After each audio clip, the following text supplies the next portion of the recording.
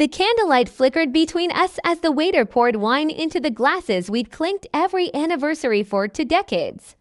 I was wearing the navy blue dress he bought me for our 15th, thinking tonight would be a celebration of longevity and love. The restaurant was elegant and familiar, our favorite table by the window, the city lights twinkling below like a sea of fireflies. I smiled across the table, recalling our first anniversary when we couldn't afford dessert but shared one anyway. He was quiet, staring down into his glass, swirling the wine slowly. I thought maybe he was nervous because he had a surprise, maybe tickets to Greece, like we'd always dreamed. Instead, when the waiter left and silence settled in, he looked up and said it just like that. "I want a life without you." I thought I misheard. I waited for a laugh, a smile, a wink, anything to soften the blow. But he stared at me with a face so calm it burned. The words hit like a slap, without warning, without anger, just cold truth. My stomach twisted and the room spun. The violinist in the corner played on, and people around us kept eating, sipping, laughing, completely unaware that my world had just been shattered like a dropped glass on marble. I whispered, "What?" even though I'd heard him. He repeated it slower, firmer. "I want a life without you." I've wanted it for a while now. It felt like falling from the edge of something I thought was solid ground. I couldn't even cry yet only blinked. Stunned, he went on, his voice eerily steady, talking about how he felt lost, stifled, tired of routines and small talk and the same vacations. He said I was a good wife, a loyal partner, but not the person he wanted anymore. That we had grown in different directions, that he had changed, that I hadn't. I kept nodding as if my understanding could undo the pain. The waiter returned to ask if we were ready to order, and I had to excuse myself, pretending I was suddenly unwell. In the bathroom, I stood before the mirror, staring into my reflection, searching for the version of me that could have caused this. I remembered when we first met, his eyes, his laughter, his promises. I splashed water on my face and told myself to breathe. But my heart, it was screaming. Back at the table, he looked almost relieved that I hadn't made a scene. I took my seat, and for a long moment, neither of us spoke. The waiter brought our meals, and we picked at the food in silence. The air was heavy with unspoken words, but I had so many questions clawing inside me. "Is there someone else?" I asked finally. He didn't answer right away, which told me everything. "There's no affair," he said carefully. "But there's someone I've been talking to. A woman from work. She understands me." I closed my eyes. "Understands you?" I repeated. "Have you even tried letting me understand you?" He had no reply. I realized he'd already written our story's ending without telling me. I was living in a past chapter while he was already reading something new. I asked him when he started feeling this way. He said it crept in slowly during late nights at work, long commutes, quiet dinners where we said nothing new. He said he didn't want to hurt me but felt he was already gone. I asked why he waited until now. He said he didn't want to ruin my birthday. I stared at him in disbelief. "So instead, you chose our anniversary dinner." I whispered, 20 years. He nodded, still avoiding eye contact. The weight of his confession was crushing me from the inside out. 20 years of holidays, birthdays, heartbreaks, growth, laughter, family, all of it suddenly invalid. In his eyes, like someone tearing out every page of a book and tossing it into the fire. I didn't know what to say, so I sat quietly, letting the anger boil beneath the shock. I looked around at the couples dining, some old, some young, wondering if they'd ever face this moment, if they knew love had an expiration date they couldn't see coming. The dessert arrived. He didn't touch his. I took a bite of mine just to feel something normal, but the sweetness tasted like ash. My voice cracked as I finally said, "If you're looking for a life without me, then go. But don't you dare pretend you're brave for doing this." When we left the restaurant, the night air was cool and still, and it seemed unfair that the world didn't stop moving just because. Mine had. We walked in silence to the car, and for a moment, I considered getting into a cab, instead separating our paths right then and there. But I got into the passenger seat, gripping my clutch like a lifeline. He started the car, and the quiet hum of the engine filled the silence between us. As he drove, I stared out the window, watching the streets pass like memories familiar. Places that now felt hollow. The park where he first kissed me. The street we walked holding hands after our first miscarriage. The diner where we used to eat pancakes at midnight. Every corner held a ghost. When we pulled into the driveway, I didn't move. He turned off the engine and said softly, "We should talk more tomorrow." I nodded stiffly. Inside the house, everything looked the same. Our photos still framed on the mantel, the scent of cinnamon from a candle I lit that morning still in the air. It all felt like a cruel joke. I went upstairs to our room and closed the door behind me. He didn't follow. I stood there for a long time, staring at our bed, the pillows still fluffed, the blanket neatly tucked. I couldn't sleep there, not next to someone who had emotionally walked out the door long ago. I grabbed a pillow and blanket and went to the guest room. As I lay down, tears finally came, silent and heavy. I clutched the pillow and cried, not just for the end of a marriage, but for the woman who had believed this day would be special. I thought of the years I'd given him, the sacrifices, the dreams we built together. How do you mourn a life that isn't physically gone, but emotionally dead? I fell asleep just before sunrise, and when I woke up, I half hoped it had been a dream. But when I stepped into the hallway and saw his shoes by the door, the truth settled again. The house was too quiet the next morning, the kind of silence that makes your own breathing sound like thunder. I didn't go into the master bedroom. I couldn't. I made coffee in the kitchen, the same way I had for the past 7,300 mornings, his mug on the left, mine on the right. But today, I only filled one. As it brewed, I glanced around the kitchen. It still had the scratch on the marble counter from when we moved the fridge. The curtains he picked out last spring fluttered slightly in the breeze. Every corner screamed. Of him, of us, of the life we shared, and yet now everything felt like a lie. He came downstairs as I was pouring my coffee, dressed in business casual, like it was any other Tuesday. "Morning," he said quietly, avoiding my eyes. I wanted to scream at him. How could he say morning like nothing happened? But I didn't say anything. My silence was louder than words. He grabbed a banana, muttered something about needing to get to the office early, and left without asking if I was okay. And I wasn't. I stood there, frozen, coffee untouched, heart bleeding in invisible ways. When the door shut, I finally let out the sob I'd been holding back. It echoed off the walls. I didn't move for an hour. Eventually, I sat at the kitchen table with my laptop, not knowing what to do but feeling the compulsion to act. I looked at our joint accounts, insurance, the house deed, the cruel logistics of separation. My hands trembled as I realized how entangled our lives were. I wasn't ready. I didn't want to be. Later that day, I found myself opening our wedding album. Why? I still don't know.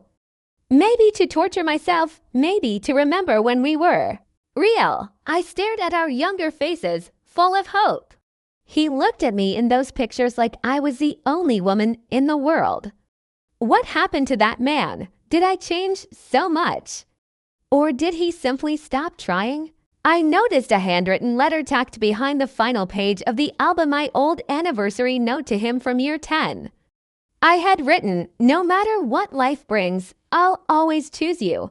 I sat back, eyes stinging. He had stopped choosing Emmy, and now I had to choose myself. That evening, when he returned from work, the atmosphere was thick with avoidance. He came in, loosened his tie, and acted as if we hadn't shattered into pieces just the night before. He asked if I had eaten, and I said nothing. The silence between us had evolved into its own language. He sat at the edge of the sofa, rubbing his temples, while I stood near the window, watching the sun disappear behind the rooftops. "We need to talk about this," he said at last, but I didn't respond right away. I turned slowly and asked, "Why now?" He shrugged. "The most heartbreaking answer possible." I just couldn't keep pretending. The word pretending stuck like a blade. So that's what it had all been: our walks, our dinners, our vacations, even our laughter. All pretend. I asked, "How long have you been waiting to leave?" He hesitated, then admitted it had been over a year. He said he didn't want to hurt me, that he hoped it would pass, but instead, he started feeling more alone with me than without me. I told him I felt like I was married to a ghost. He said he felt buried. I was devastated, not just by his decision, but by the realization that we had both been unhappy, but I had been clinging to hope, while he had been planning his escape. I told him I deserved better than a quiet exit and a cruel confession over dinner. That after 2 decades, I deserved honesty, respect, closure, not ambush. He didn't argue. Instead, he nodded like a coward who knew he was wrong but didn't have the strength to face it. "I think I should stay at a hotel for a while," he said finally. The words pierced deeper than I expected. It made it real. He packed a small bag that night, and as he zipped it shut, I thought about all the other bags we'd packed together: honeymoons, holidays, hospital trips. This one was different. This was a bag of goodbye. He stood by the door and said, "I'm sorry," but sorry couldn't sew back a ripped heart. Sorry was too small a word for what he'd broken. I didn't say goodbye. I didn't even look at him. I simply turned away, folded my arms across my chest, and listened as the door clicked shut behind him, like a full stop at the end of a chapter I never agreed to end. The first few nights without him were a strange mixture of peace and panic. I could hear my own footsteps echo in the halls, like the house was learning to breathe without him. The bed was too big. The rooms felt too clean, too still. I found myself waking up at 3 a.m., reaching for someone who wasn't there, only to be met by cold sheets and the hollow ache of abandonment. I tried watching old shows we once enjoyed together, only to switch them off after 5 minutes. Every corner of the house held a memory, and every memory felt like a trap. Friends called, concerned, but I didn't answer most of them.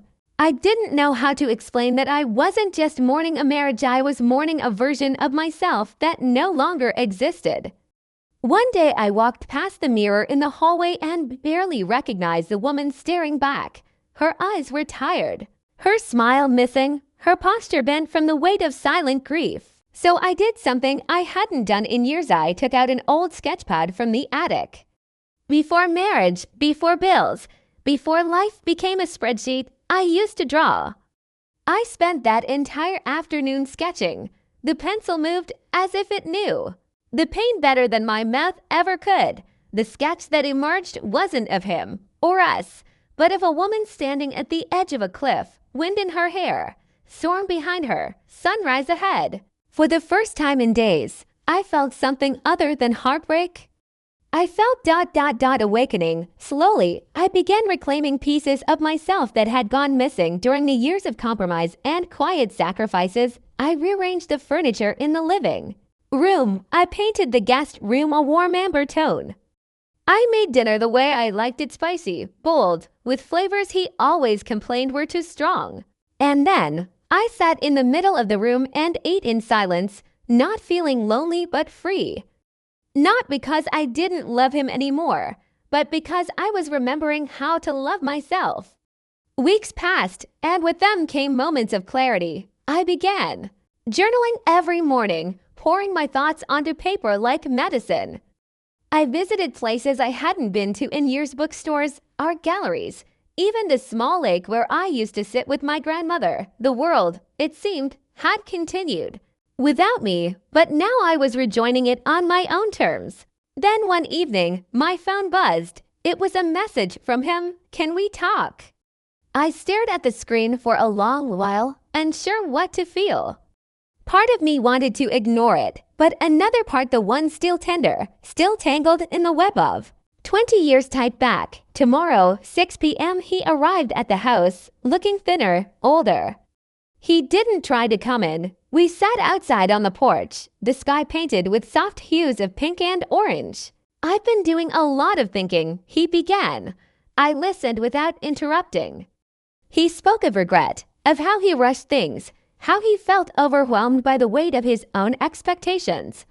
He admitted that the woman he had been talking to had faded from the picture quickly. "It wasn't real," he said. "It just felt new." And I mistook that for meaningful. He apologized again, more sincerely this time. I heard his words, felt their weight, but I didn't cry. I had already shed enough tears for both of us. "Do you want to come back?" I asked plainly. He looked startled. "I don't know," he admitted. "I miss us. I miss you, but I think you're different now." I nodded. "I am," and it was true. The woman he left behind was no longer standing in front of him. She had broken, yes, but she had also rebuilt. I told him I didn't know what the future held, but I wasn't willing to return to something that no longer served either of us. He looked down, disappointed but respectful.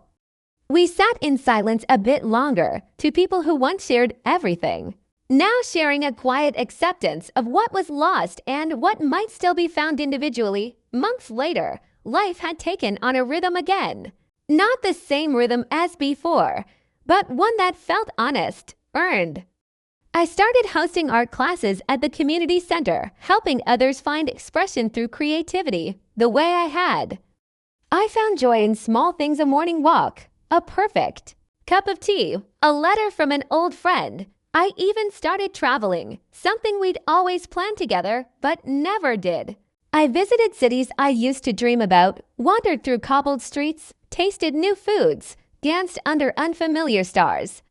With every trip, I left behind another piece of sorrow and gathered strength in return. Occasionally, I get updates about him from mutual friends or a rare message checking in. He was living in a small apartment across town, working, going through his own journey. We weren't enemies, just chapters in each other's books that had come to an end. And though the hurt hadn't vanished completely, it had softened around the edges. One day on our wedding anniversary, I lit a candle not in mourning, but in quiet reflection. I wrote a letter not to him, but to myself. I wrote about love, loss, resilience, and the remarkable strength we carry even when we think we're falling apart. I signed it with hope. That night, I stood in front of the mirror again, and this time, I smiled not out of habit or pretense, but from a place of peace. Because I had survived, I had thrived, I had reclaimed myself. The woman he left behind was gone, but in her place stood someone stronger, wiser, and beautifully whole. And as I turned off the lights and walked toward my bed, in my space, in my story, I knew the truth. Sometimes the most painful endings are the ones that set you free.